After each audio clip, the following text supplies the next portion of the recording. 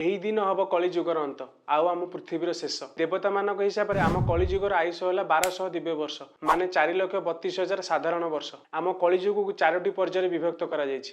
ପ୍ରଥମ ପର୍ଯ୍ୟାୟରେ ମଣିଷର ଆୟୁଷ ହେଲା 100 ବର୍ଷ, ଦ୍ୱିତୀୟରେ 50, ତୃତୀୟରେ 25 ଆଉ ଚତୁର୍ଥରେ 12 ବର୍ଷ। ଘୋର କଳିଯୁଗରେ ମଣିଷର ଯୁବାବସ୍ଥା ପୁରା ଶେଷ ହୋଇଯିବ।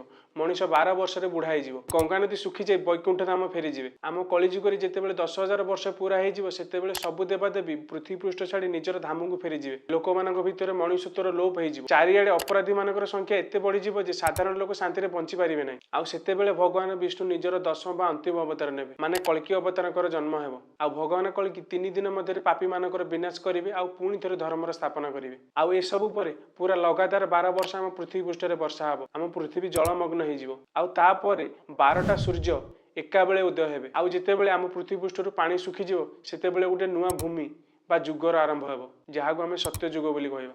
ଜୟ ଜଗନ୍ନାଥ।